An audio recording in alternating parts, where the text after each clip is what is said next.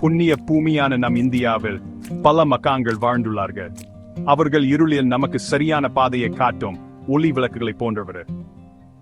அத்தகைய ஒரு தெய்வீக ஒளிதான் சமீப காலத்தில் வாழ்ந்த காஞ்சி காமகோடி பீடத்தின் 68வது சங்கராச்சாரியாரான ஸ்ரீ சந்திரசேகரேந்திர சரஸ்வதி சுவாமிகள். மக்கள் அவரை அன்புடன் மகாபெரியவா என அழைத்தார்கள். பெரியவா என்றா பெரியவர் என பொருள். அவருடைய பக்தர்களுக்கு அவர் ஒரு சிறந்த ஆசிரியர் மட்டுமல்ல, அவர் ஒரு நடமாடும் தெய்வம், தெய்வீகத்தின் வாழும் வடிவம். அவரை பார்ப்பது சனாதன தர்மத்தின் பழங்கால மரபுகள் உயிர் பெறுவது போல இருந்தது. அவருடைய கண்களில் ஆழ்ந்த அமைதி இருந்தது. அவருடைய இருப்பு மிகவும் கலங்கிய மனதையும் அமைதிப்படுத்தியது. வேகமாக மாறிக்கொண்டிருந்த உலகில் அவர் ஆன்மீக ஞானத்தின் கலங்கரை விளக்கமாயிருந்தார். அவருடைய வாழ்க்கை எளிமைக்கும் ஆழ்ந்த ஆன்மீக ஒழுக்கத்துக்கும் ஒரு சான்றாயிருந்தது. அவர் மிக குறைந்த உடைமைகளுடன் மிக எளிமையான வாழ்க்கையை வாழ்ந்தார்.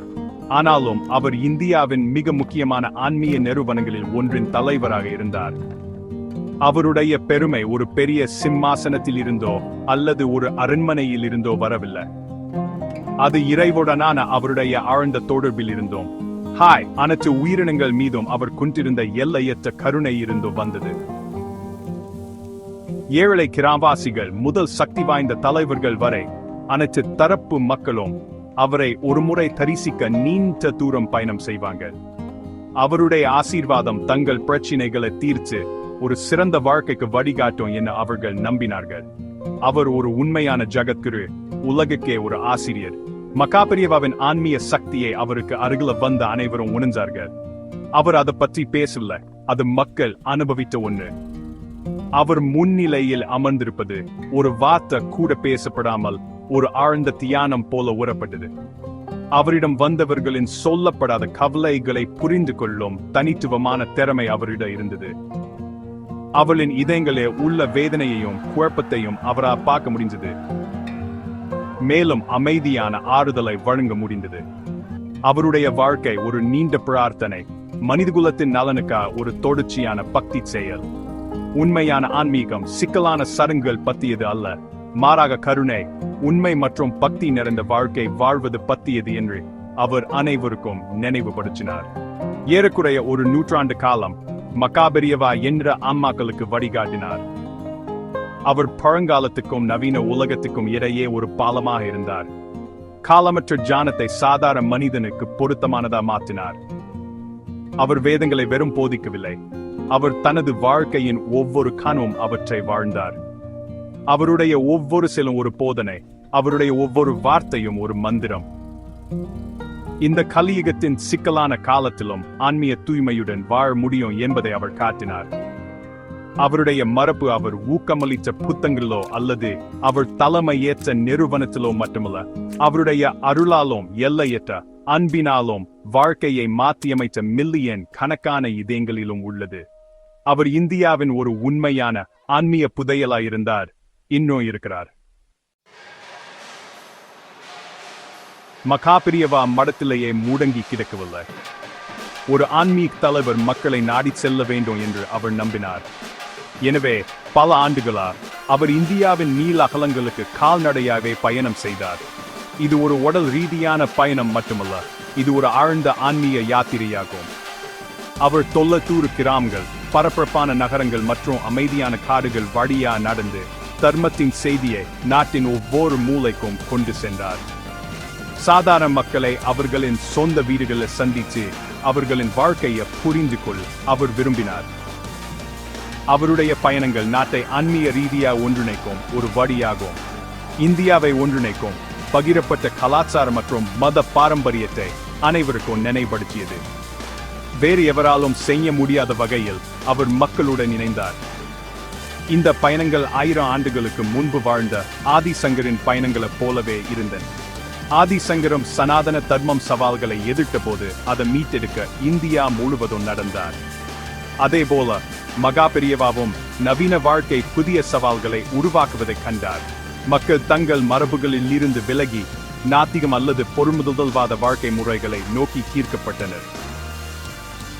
இது ஏற்படுத்திய குழப்பத்தையும் ஆன்மீக வெறுமையையும் அவர் கண்டார்.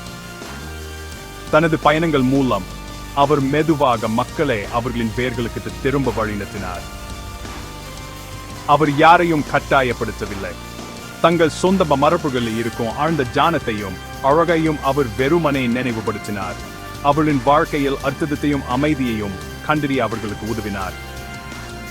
அவர் இங்கு சென்றாலும் ஒரு ஆன்மீக விழிப்புணர்வை ஏற்படுத்தினார். அவர் பெரும்பாலும் சிறிய எளிமையான கோவில்கள் அல்லது ஒரு மரத்தடியிலும் தங்குவார். விவசாயிகளுடனும் தொழிலாளர்களுடனும் சாதாரண கிராம மக்களுடனும் ஒரு அறிஞரிடமோ அல்லது ஒரு அரசரிடமோ காட்டும் அதே கவனத்துடனும் அன்புடனும் பேசினார். அவர்களின் பிரச்சனைகள், அவர்களின் மகிழ்ச்சிகள் மற்றும் அவர்களின் துக்கங்களை கேட்டார். அவர் பூஜைகளை நடத்தி அனைவரும் புரிந்து கொள்ளக்கூடிய எளிய உரைகளை வழங்கினார். அவர் பார்வையிட்ட ஒவ்வொரு கிராமம் அவருடைய இருப்பு ஒரு புனித இடமாக மாற்றியது. தங்கள் தினசரி பிரார்த்தனைகளை மறந்துவிட்டு அல்லது தன் கலாச்சாரத்துடன் தொடர்பை இழந்த மக்கள் மீண்டும் இணைவதற்கு ஊக்கமளித்தார்கள். அவர் வறண்ட நிலத்தை வளர்க்கும் ஒரு மென்மையான மழையை போல இருந்தார். நம்பிக்கையையும் பக்தியையும் மீண்டும் மலர செய்தார். இந்த பயணங்களின் தாக்கம் மிக பெரியது மற்றும் நீண்ட காலம் நீடித்தது. அவர் ஒரு வருகை தரும் துருவி மட்டுமல்ல, அவர் மக்களின் வாழ்க்கையின் ஒரு பகுதியாக மாறினார். அவர் நாட்டின் நம்பிக்கை கட்டமைப்பை ஒரு கிராமமாக பலப்படுத்தினார். அவர் பழைய கோவில்களை புதுப்பிக்கவும், உள்ளூர் மரபுகளை தொடரவும், தினசரி ஆன்மீக நடைமுறைகளை பின்பற்றவும் ஊக்குவித்தார். அவருடைய நடை இந்தியாவின் ஆன்மாவை கூணப்படுத்தவும், இருள் இருந்த இடங்களில் ஒளியை கொண்டு வரவும், வெறுமையான இதயங்களை பக்தியால் நிரப்பவும் ஒரு பணியாக இருந்தது. ஏழை மற்றும் மிகவும் சாதாரணமான மக்களை அணுகுவதன் மூலம் சமூகத்தில் அவர்களின் நிலை எதுவாக இருந்தாலும் கடவுளின் அருள் அனைவருக்கும் கிடைக்கும் என்பதை அவர் காட்டினார். மகா பெரியவாவுக்கு கற்பிப்பது ஒரு தனித்துவமான மற்றும் அழகான வழி இருந்தது. அவர் அரிதாவே நீண்ட சிக்கலான விரிவுரைகளை வழங்கினார். அதுக்கு பதிலாக அவர் ஒரு தனிப்பட்ட மற்றும் ஊடாடும் முறையை விரும்பினார். அவர் பெரும்பாலும் எளிய கேள்விகள் மூலம் கற்பிப்பார். யாராவது ஒரு பாரம்பரியம் அல்லது சடங்கு பற்றி சந்தேகம் கொண்டு அவரிடம் வந்தால் அவர் எப்போதும் நேரடி பதில் கொடுக்க மாட்டார். அவர் ஒரு கேள்வியை மீண்டும் கேட்பார். அது ஒரு எளிய கேள்வியா இருக்கும். அது அந்த நபரை ஆழமாக சிந்திக்க வைக்கும். இந்த முறை மிகவும் சக்தி வாய்ந்தது. இது மக்கள் தங்களுக்கான பதில்களை கண்டறிய உதவியது. இது புரிதலை மிகவும் ஆழமாகவும் நிரந்தரமாகவும் ஆக்கியது. இது அவர்களை அறியாதவர்களா உணர வைக்காமல் உண்மையை நோக்கி மெதுவா வழிநடத்தும் ஒரு மென்மையான வழியாகும். கற்பிக்கும் இந்த சாக்ரடீஸ் முறை சிக்கலான ஆன்மீக கருத்துக்களை அனைவருக்கும் அணுகக்கூடியதா மாற்றியது. உதாரணமா, கடவுளுக்கு முன் ஏன் விளக்கை ஏற்றுகிறோம் என்று யாராவது கேட்டால் அவர் அதுக்கு பதிலாக கேட்கலாம், உங்கள் வீட்டுக்கு ஒரு சிறப்பு விருந்தினர் வரும்போது நீங்கள் அவர்களை இருட்ட அறைக்குள் வரவேற்பீங்களா? இந்த எளிய உவமை உடனடியாக அந்த நபருக்கு ஒளியின் குறியீட்டை தெய்வீகத்துக்கான வரவேற்பு மற்றும் மரியாதை வடிவமாக புரிய வைக்கும். அவருடைய கேள்விகள் ஒருவரின் மனதில் உள்ள ஞானத்தின் மறைப்பட்ட அறையை திறக்கும் சாவிகளைப் போல இருந்தன. அவர் தனது பக்தர்களை தங்கள் சொந்த ஆன்மீக கற்றலில் செயலற்ற கேட்பவர்களா இல்லாமல் செயலில் பங்கேற்பவர்களா மாற்றினார். அவர் விளக்கங்கள் கொடுத்த போது அவை எப்போதும் தெளிவாகவும் கருணையுடனும் இருந்தன. அவர் சாதாரண மக்கள் தொடர்பு கொடுத்தக்கூடிய அன்றாட உதாரணங்களை பயன்படுத்தினார். அவர் ஒருபோதும் கடுமையான வார்த்தைகளை பயன்படுத்தவில்லை அல்லது யாருடைய அறிவின்மையையும் கண்டு யாரையும் சிறுமைப்படுத்தவில்லை. அவருடைய நோக்கம் எப்போதும் நம்பிக்கையை உருவாக்குவதே தவிர தனது சொந்த அளவற்ற அறிவை காட்டுவது அல்ல. இதயம் திறந்திருக்கும் போது உண்மையான கற்றல் நிகழ்கிறது என்பதை அவர் புரிந்துகின்றார். மேலும் அவருடைய மென்மையான இயல்பு அனைவரையும் வசதியாகவும் ரிசெப்டிவ் ஆகவும் உணர வைத்தது. மக்கள் அவரிடமிருந்து தங்கள் கேள்விகளுக்கு பதில்களை பெறுவதுடன் மட்டுமல்லாமல் ஒரு பெரிய ஆன்மாவால் தனிப்பட்ட முறையில் கவனிக்கப்பட்டு புரிந்து கொள்ளப்பட்ட உணர்வுடனும் செல்வார்கள். இந்த மென்மையான அணுமுறை அவருடைய அடையாளமாக இருந்தது. தர்மத்தின் பாதை ஒரு சுமையாக இருக்கக்கூடாது, ஆனால் மகிழ்ச்சி மற்றும் வலிமையின் ஆதாரமாக இருக்க வேண்டும் என்பதை அவர் அறிந்திருந்தார். ஆன்மீகம் கடுமையான விதிகள் பற்றியது அல்ல, மாறாக நம் செயல்களுக்கு பின்னால் உள்ள அன்பான நோக்கம் பற்றியது என்பதை அவர் காட்டினார். கேள்விகளை கேட்டு எளிய மனமார்ந்த பதில்களை வழங்குவதன் மூலம் அவர் பல மனத்திலிருந்து சந்தேகமேயங்களை அகற்றினார். இந்த மரபுகள் வெறும் பழைய பழக்கவழக்கங்கள் மட்டுமல்ல, ஆழ்ந்த அர்த்தமும் நடைமுறை ஞானமும் நிறைந்தவை என்பதை அவர் மக்களுக்கு உணர வைத்தார். அவருடைய கற்பிக்கும் முறை அவருடைய ஆளுமையின் சரியான பிரதிபலிப்பா இருந்தது. எளிமையானது, ஆழமானது மற்றும் கருணை நிறைந்தது. மகா பெரியவாவின் மென்மையான ஞானத்தை ஒரு மறக்க முடியாத கதை மிக துல்லியமா விளக்கிறது. ஒரு உயர் பதவியில் இருந்த அரசு அதிகாரி கோவில் ஆணையர் ஒருவர் அவரை சந்திக்க வந்தார். இந்த அதிகாரி பல கோவில்களை நிர்வகிக்கும் பொறுப்பில் இருந்தார், மேலும் தனது வேலையை பற்றி மிகவும் பெருமைப்பட்டார். அவர்களின் உரையாடலின் போது அதிகாரி தான் ஒரு புதிய விதி செய்ததாக குறிப்பிட்டார். அனைத்து கோயில் தேர்களுக்கும், திருவிழாக்களில் பயன்படுத்தப்படும் பெரிய மரத் தேர்களுக்கும் அவற்றின் பாரம்பரிய மர சக்கரங்களில் ரப்பர் டயர்கள் பொருத்தப்பட வேண்டும் என அவர் உத்தரவிட்டிருந்தார். இது தேர்களை இழுப்பதை எளிதாக்கும் என்றும் நவீன தார் சாலைகள் சேதமடையாமல் பாதுகாக்கும் என்றும் அவர் விளக்கினார். தனது நடைமுறை தீர்வுக்கு மகாம் பாராட்டுவார் என அவர் தெளிவாக எதிர்பார்த்தார். மகா பெரியவா பொறுமையாக அமைதியான முகபாவத்துடன் கேட்டார். அதிகாரி முடித்த பிறகு மகான் உடனடியாக மறுக்கவோ அல்லது விமர்சிக்கவோ இல்லை. அதுக்கு பதிலாக அவர் ஒரு எளிய சிந்தனையை தூண்டும் கேள்வியை கேட்டார். திருவிழாவின் போது தேர் வீதிகளில் இழுக்கப்படும் போது அவர் மெதுவாக ஆரம்பித்தார்.